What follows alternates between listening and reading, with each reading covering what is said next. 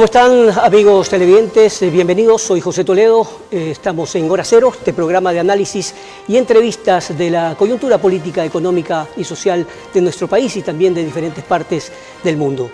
Vamos a entrevistar a André Benavides, prestigioso catedrático y también experto en política, con quien vamos a hablar de lo que está sucediendo ahora mismo en materia política en la Asamblea y el trabajo que está cumpliendo el gobierno para tratar de sacar adelante este país en medio de esta crisis económica, política en la que vivimos. André, muy buen día, ¿cómo está? ¿Cómo le va?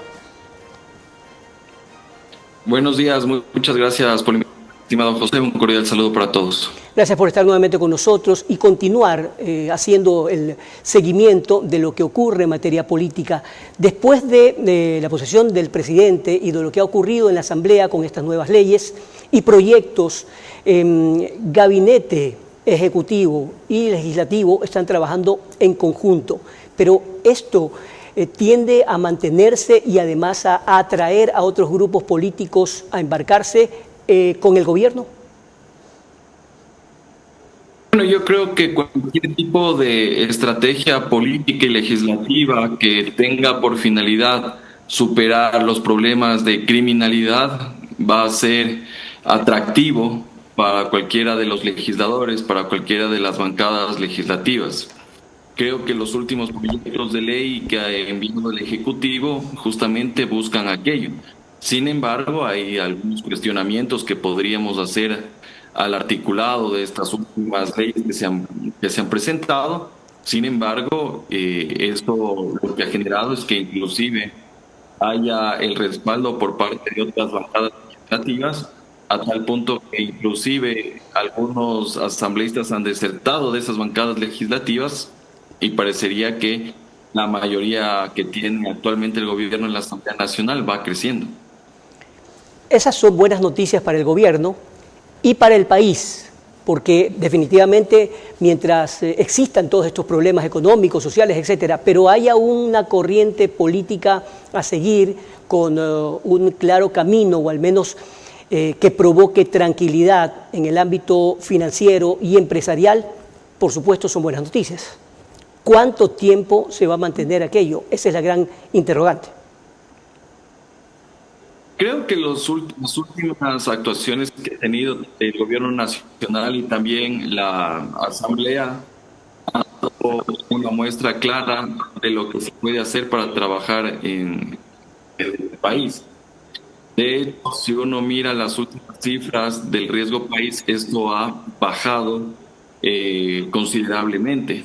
Entonces, a la luz de los inversionistas, de quienes quieren traer capital extranjero, creo que las últimas actuaciones generan seguridad y certeza jurídica más allá de que, como le decía, estimado José, hay algunos artículos, algunos textos de estas leyes que no son muy constitucionales, que digamos.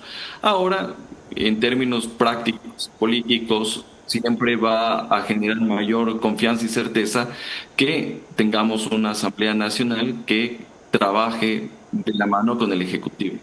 Ahora bien, ¿cuál es el papel en este caso de los demás actores políticos en este país? Es decir, podríamos aprovechar, digo en cuanto a país en general, se podría aprovechar para llamar a una verdadera concertación, tomando en cuenta la mayoría que tiene el gobierno, las leyes que están enviando, pero para poder crear políticas públicas, es decir, que se mantengan, es decir, que no exista una mayoría móvil o momentánea mientras la popularidad del presidente va creciendo, sino que se mantenga. Es hora de aprovechar justamente para aquellas leyes que favorezcan a las políticas públicas. ¿Cuáles son las que a su manera de ver y análisis podrían darse en un tiempo corto, en este mismo año? Mire, estimado José, yo creo que aquí es importante tomar en cuenta que el hecho de que exista una mayoría en la Asamblea Nacional al permitir dar condiciones de gobernabilidad. Eso es clarísimo. Ahora, yo creo que también es importante llevar a cabo otro tipo de esfuerzos en los cuales también se pueda concertar con los gobiernos autónomos descentralizados y sumarse a esa lucha en lo que tiene que ver en contra del crimen organizado. Creo que ese es el objetivo principal que tenemos como Estado. En ese sentido, si a mí me permite una opinión, yo considero que se debería fortalecer todo lo que tiene que ver con la administración de justicia, porque de nada sirve tener las herramientas que permitan perseguir al delincuente si al final del día, cuando el delincuente va a ser procesado, sancionado, esos jueces lo dejan en libertad, se los fugan, los procesos tardan demasiado. Entonces yo creo que hay que hacer una inversión fuerte en lo que tiene que ver con la administración de justicia y creo que también es lo que tiene que ver con los gobiernos autónomos descentralizados. Ahora, ¿qué es lo que se debería fortalecer también? La inversión extranjera, ¿a través de qué? De las empresas mixtas, pero también las alianzas público-privadas. Entonces, también hay que dinamizar la economía y todavía eso creo que son elementos que nos quedan todavía pendientes para atraer mayores capitales. Ahora, hablemos, vayamos por partes. Usted dice fortalecer el área de la justicia. ¿Cómo? ¿Cuáles serían las claves para que quede fortalecido y además con un candado, es decir, que sea permanente? Bueno, yo creo que aquí lo que hay que tomar en cuenta, estimado José, es que tenemos un déficit de fiscales y de jueces que no se ha solucionado. Actualmente nosotros a nivel de fiscales tenemos un déficit de 400 a 500 fiscales. Entonces, que a la ciudadanía no les sorprenda por qué el delito no es perseguido, por qué el proceso está durmiendo, el supuesto está engavetado, porque no hay el número de fiscales. Eso lo dijo incluso la ex fiscal Diana Salazar. De ahí, de acuerdo a datos de la Judicatura, nosotros tenemos un déficit entre 200 a 300 jueces a nivel nacional de las diferentes materias. Entonces, el proceso no avanza, no tiene una sentencia, es porque justamente tenemos un déficit de eso. Entonces, ¿cómo solucionar? Es con la inyección de capital que pueda darle el gobierno central. Pero creo que es una de las prioridades, porque justamente eso lo deberíamos ver dentro del presupuesto general del Estado que se va a presentar en los próximos 2 o 3 meses a la Asamblea Nacional. Pero yo creo que sí se debería inyectar ese capital para llevar a cabo los cursos, para fortalecer las unidades judiciales, porque hay unidades judiciales que ni siquiera tienen papel ni tóner para notificar las providencias. Entonces, la Administración de Justicia también tiene esas deficiencias. Y ahí vamos a un aspecto adicional. Hay que depurar la función judicial de esos malos jueces y fiscales que lastimosamente son corruptos o han sido cortados por la organizada, y los fallos, sentencias que dan justamente son en función de este tipo de situaciones que se han venido dando en los últimos años. El problema, estimado Andrés Benavides, es que mucha gente habla de lo mismo y muchos consultores o asesores o también especialistas hablan de esa necesidad. Ese es como el diagnóstico, como la receta, pero ¿quién debería estar encargado de esa depuración tan necesaria? ¿Quién debería estar encargado de fortalecer esa área que va de la mano justamente con el trabajo que cumple la policía y las Fuerzas Armadas? Hemos visto a un miembro de la policía de alto nivel prácticamente derramar lágrimas cuando tiene que advertirle a la gente que por un lado están trabajando en detener a estos delincuentes y por otro lado, como una ruleta, salen de inmediato, no solamente a delinquir, sino a tratar de asesinar a los propios policías. Es decir, ¿quién debe encargarse de eso? Porque no todo puede hacerlo el Ejecutivo. Claro, y yo creo que hay que tomar en cuenta 3 medidas que se podrían hacer para depurar a la función judicial. La primera, hay que establecer mecanismos de alerta y de denuncia de este tipo de actuaciones que tienen jueces y fiscales para que el Consejo de la Judicatura tome las medidas necesarias a través de procesos sancionatorios en el cual se garantice el debido proceso y salgan esos malos elementos de la función judicial. El aspecto. Segundo, El Consejo de la Judicatura tiene que hacer una evaluación periódica a jueces y fiscales. Entonces aquí, quienes no hayan cumplido con sus labores, quienes no hayan cumplido con sus numéricos, quienes tengan presuntos actos de corrupción, etcétera, etcétera, al ser mal evaluados tienen que salir de la función judicial. Y lo tercero, los jueces no tienen que actuar con espíritu de cuerpo, porque muchas veces hay el juez que comete un error inexcusable, comete una manifiesta negligencia o un dolo, pero el juez de segunda instancia o de casación no te califica el error inexcusable. Y ese mismo juez sigue emitiendo ese tipo de sentencias, este mismo tipo de resoluciones que a la final del día golpean el Estado de Derecho y obviamente la administración de justicia se ve mal vista a través de esto. Yo creo que los jueces también no tienen que actuar con espíritu de cuerpo y si hay que calificar el error inexcusable que se lo califique. Porque al final hoy es una persona, pero mañana pueden venir 2, 3 casos que pueden ser peores que ese y por un falso espíritu de cuerpo perdona, llamémoslo así, entre comillas, la vida a estos jueces y fiscales y obviamente que no permite esa depuración y allí sería una autodepuración de la función judicial. Muy bien, vamos a ir a una pausa comercial y continuamos con más de Hora Cero.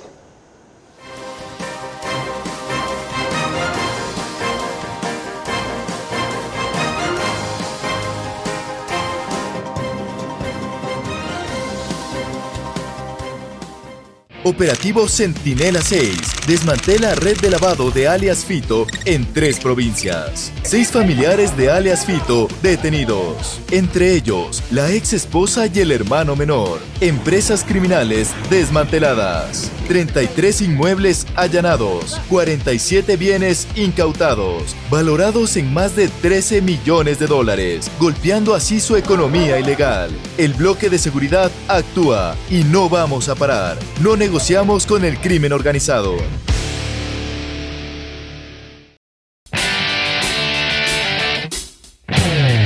Aquí empieza el Ecuador, primera iglesia construida por los españoles. Que quien hizo la música fue Nicasio Safadi, que era libanés. Ahorita estamos viendo Grey Putum. Es muy chiquito, no crecen más. ¡Qué precioso! Apareció un cuchucho para saludarnos. Es el principal referente en la provincia del Oro. La propiedad, como les dije, tiene 3 hectáreas con bosques privados donde se puede hacer caminatas. Estamos ubicados en uno de los sitios estratégicos de la geografía del Ecuador. Estamos en playas. Se habla de que aquí es el segundo mejor clima del mundo. Estamos en el mercado de la Merced. Aquí hay el tradicional hornado y el plato típico por excelencia, el tigrillo. Nos vamos a probar entonces el chontacuro. Hoy van a probar lo que es el crepe de camarón con pangora y unas ostras gelatinas estilo Don Fortu. Espero que lo disfrutes, espero que sientas el placer. Porque es de los platos que más salen es el cocolón de cangrejo.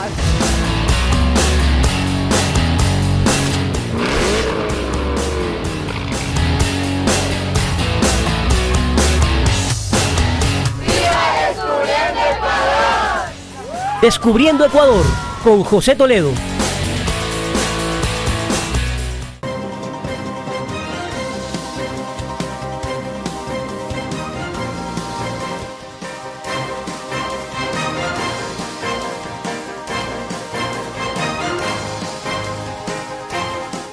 Continuamos con más de Hora Cero. Les recordamos que nos están siguiendo a través de RTW24 en YouTube, también en Facebook, por supuesto en 24/7 en Canal 9 de Claro, también Canal 14 de cable, de stream y también por CNT, además de RTU a partir de las 17 horas. Saludos cordiales también a los migrantes y a los ecuatorianos que nos siguen por diferentes partes del mundo. Estamos conversando con André Benavides, politólogo, catedrático, constitucionalista, y también vamos de inmediato a conversar con Gustavo Gaitán, politólogo y periodista colombiano que está vía Zoom desde Colombia para hablarnos en breves instantes de lo que ocurre en Colombia de cara a lo que va a ocurrir en materia política en 11 meses, nuevas elecciones, pero ahora se ha movido el tablero político de una forma tremenda después de lo ocurrido con el intento de asesinato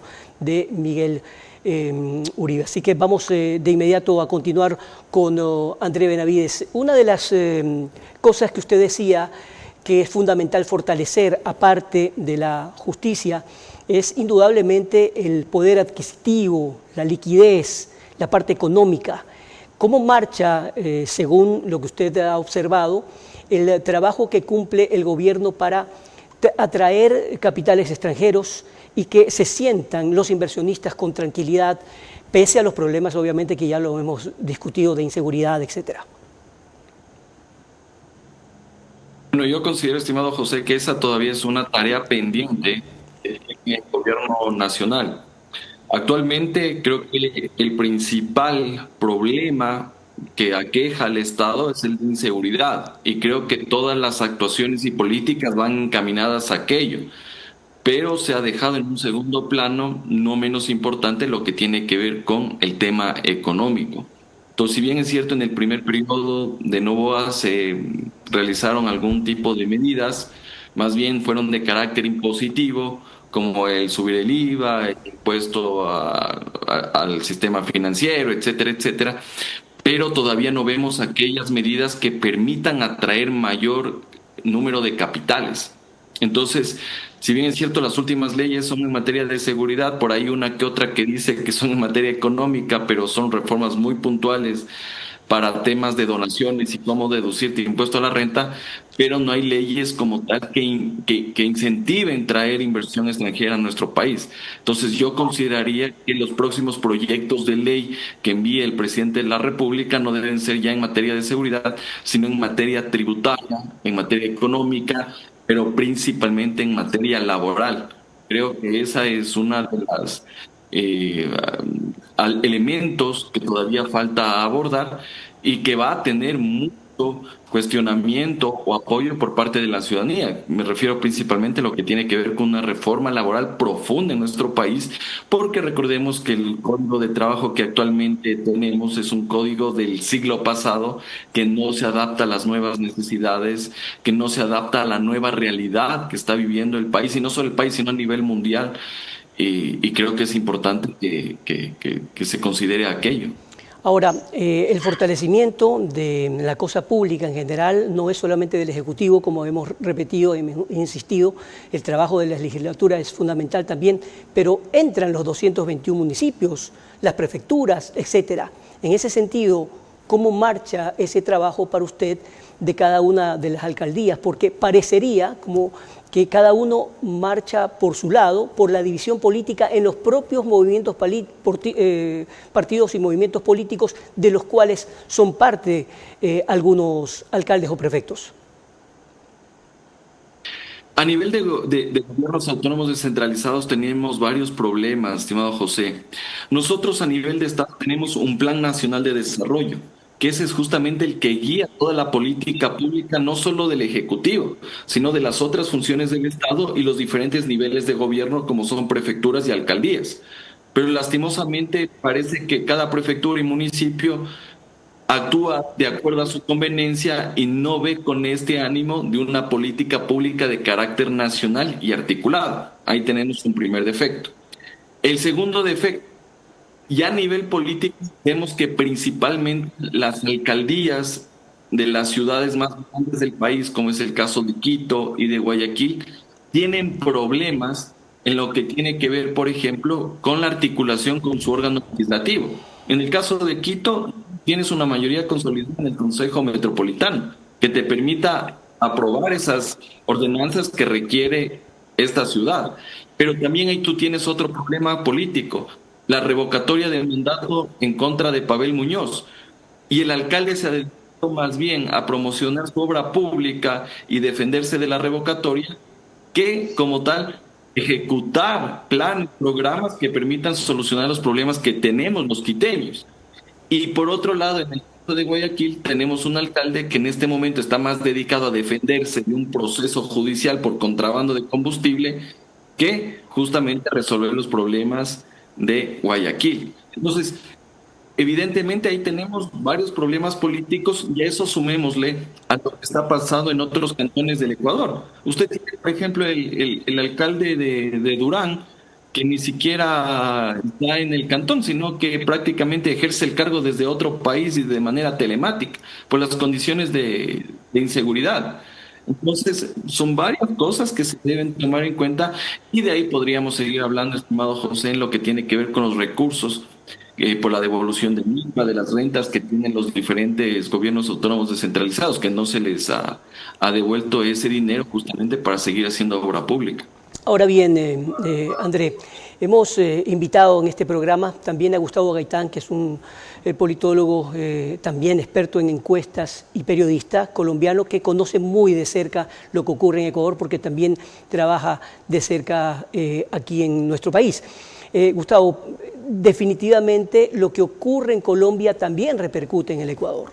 Y esta marcada violencia que se ha recrudecido a tal punto que intentaron asesinar a un precandidato a la presidencia de la República incide indudablemente en todo lo que ocurre. ¿Qué dicen las encuestas? ¿Qué dicen los sondeos de especialistas como ustedes frente a esta situación y la repercusión en la región? Muy buenas. Un saludo para todos los televidentes. En realidad, es cierto, en Colombia y en Ecuador, por la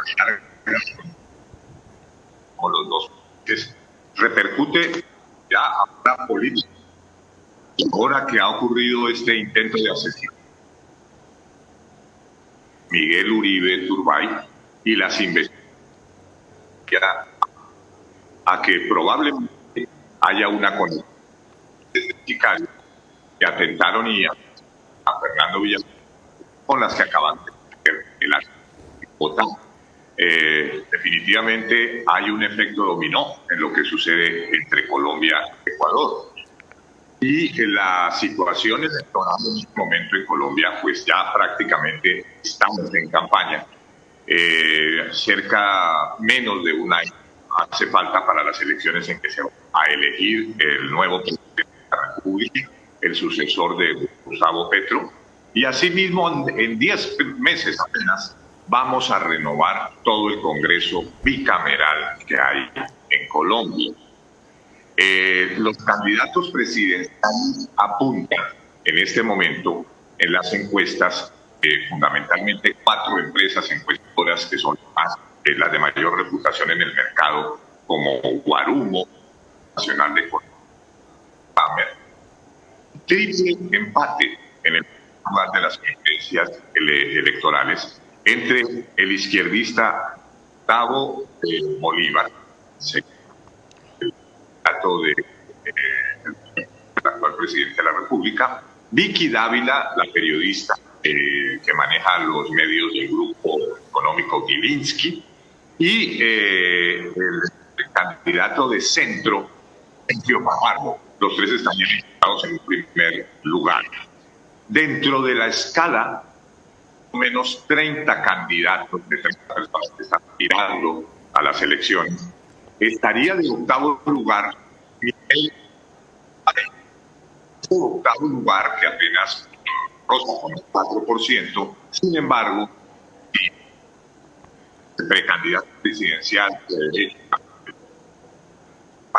logra superar el atentado, logra ser candidato presidencial, no hay duda que estaría en primer lugar de las encuestas y podría ser el futuro presidente de los colombianos.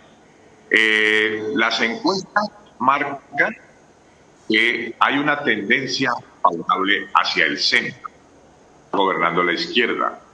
El uribismo en las encuestas antes del atentado no marcaba muy bien, dado que Miguel Uribe Turbay era un precandidato del uribismo.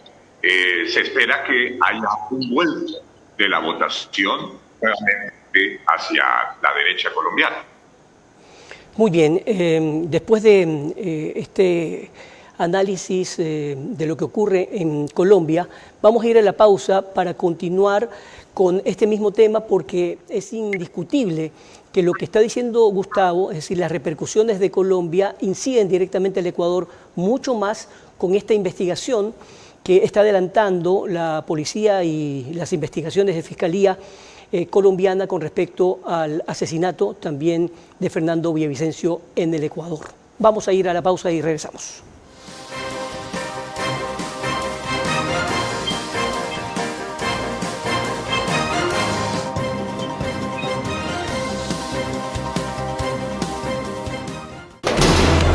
Vamos a lograr la victoria final y le vamos a dar a nuestras familias lo que se merecen.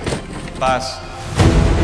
Operativos Apolo 14 y 19 en varias ciudades del país dan como resultado detención de 27 delincuentes, 14 armas de fuego decomisadas, recuperamos 6 motocicletas y 5 vehículos robados. Captura de Iván Michael B., implicado en el atentado a locales comerciales en la bahía, terrorista que ya está tras las rejas. La paz y la seguridad ciudadana es el objetivo.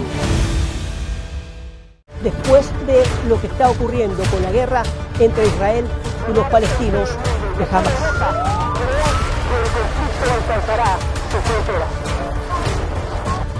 En marzo del 2004, España fue sacudida por el terrorismo. Aquí en Madrid se ha alertado en nivel 5 a máxima seguridad por posibles atentados.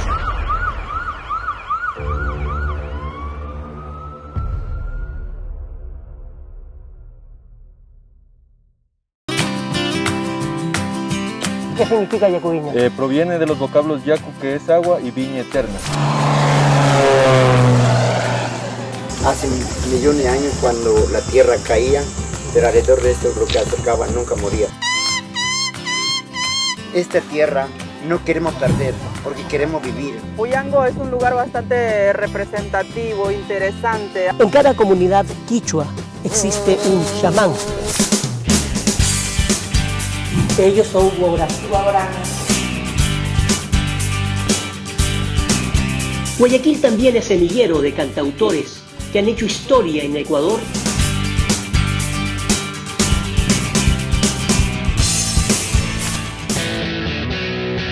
Si les gusta, por ejemplo, los deportes extremos, qué mejor que Baños de Agua Santa en la provincia de Tungurahua. Nacen justamente estas cascadas, totalmente cristalinas. En las balsas de Totora es un emprendimiento familiar.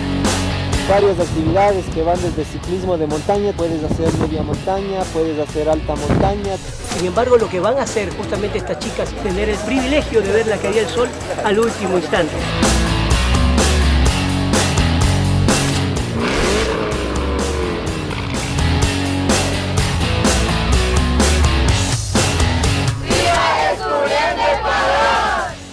Descubriendo Ecuador, con José Toledo. El Ministerio de la Mujer y Derechos Humanos presenta Ellas Crean Futuro, un programa para mujeres que quieren capacitarse y abrir nuevas oportunidades. Podrás formarte en habilidades técnicas, artesanales, mecánicas, creativas y más. Inscribirte es fácil. Llena el formulario en nuestras redes sociales y sube un video contándonos por qué quieres participar. Es tu momento de aprender, avanzar y crecer. Síguenos en redes sociales y participa.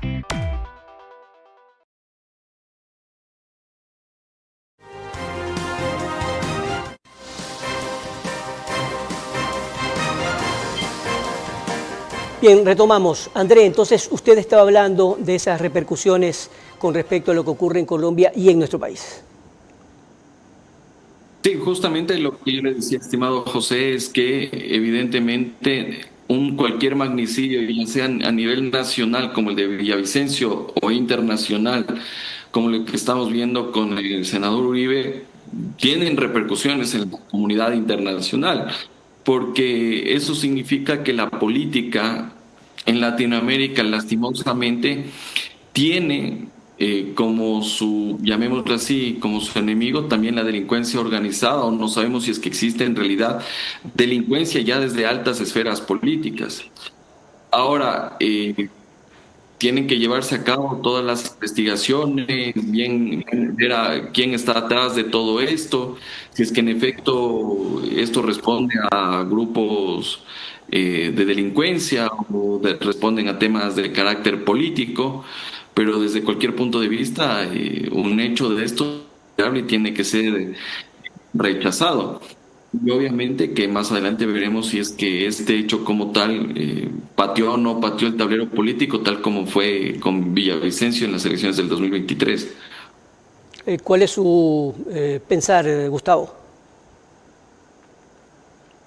Bueno, en el específico del intento de asesinato del presidente presidencial Miguel Uribe, ya ha sido detenida la persona que suministró un arma al sicario juvenil. Ella responde al nombre de Ruth Martínez. Ha sido detenida en la ciudad de Florencia, departamento del Caquetá, al sur de Colombia. Es un departamento limítrofe con el Ecuador. Y ella indicó que estaba realmente yendo para el Ecuador. Hay ciertas conexiones entre las redes de sicarios que operaron en el asesinato de Fernando Villavicencio y este grupo que atentó contra Miguel Uribe. La señora ya declaró ante la fiscalía el día de ayer e indicó pues que había suministrado el arma al joven en un carro gris que fue capturado por todas las cámaras que habían en el Parque El Golfito. Alias El Costeño, quien podría ser el operador de intento de asesinato, no ha sido capturado aún, pero sería el esposo de esta mujer que ha sido capturada al sur de Colombia. Bueno, la realidad es que en la violencia en Colombia es más antigua que en el Ecuador. Desde hace 20 años atrás ya se podía seguir hablando de que Ecuador era una isla de paz porque no había sido contaminada precisamente ni con la guerrilla ni con el narcotráfico que habían en Perú y Colombia, los dos países con los que limita. Pero en este momento, por la superproducción de cocaína y especialmente la producción de cocaína en el sur del país, en los departamentos del Caquetá, Nariño y especialmente el Cauca, la dinámica del narcotráfico empujó a que esto saliera por el Ecuador, aprovechando cierta fragilidad que había en los puertos, en las autoridades, en el tema de sobornos y todo eso. Considero que sí se explica de una forma este tipo de violencia del narcotráfico, porque Colombia es el país que crea el producto, produce la coca. Las redes ya se sabe que funcionan a través de Europa, a través de la red del señor Gaich y también con México, con las mafias mexicanas. O sea que en Ecuador, además de esta violencia estructural que se ha importado, esta violencia que se da por las malas condiciones económicas y sociales que hay, ya ha pasado a una violencia cultural. Es una violencia en donde da dinero, la violencia hace parte de la economía de un país, la violencia, y en ese estado lamentablemente estamos los dos países. En Colombia arrecia más la violencia rural, fenómeno que no existe en este momento prácticamente en el Ecuador, según me han podido informar. Y esa violencia que se está dando rural viene porque precisamente es en esos sectores donde se cultiva la hoja de coca.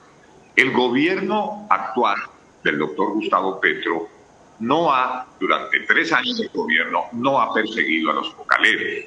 Se ha concentrado en perseguir a las mafias e inclusive le ha otorgado un nuevo rol a las Fuerzas Armadas en este papel. Se ha distanciado de los Estados Unidos y ha propuesto alguna forma de legalización, de tal manera de que las decisiones políticas que a veces se toman en Colombia, pues claro que terminan influenciando sobre todo este tema del narcotráfico específicamente y de forma colateral al Ecuador. Indiscutiblemente todos estos temas nos preocupan y evidentemente impactan de una u otra manera al Ecuador. Por supuesto, aquí le hacemos seguimiento a estos temas que no son solamente titulares de un momento, sino que hay que hacerle ese seguimiento para que estemos conectados e informados de manera permanente. Muchísimas gracias a nuestros dos invitados por haber estado con nosotros aquí en Hora Cero. Que esté muy bien, Dios mediante, hasta el día de mañana. Los ecuatorianos que salieron del país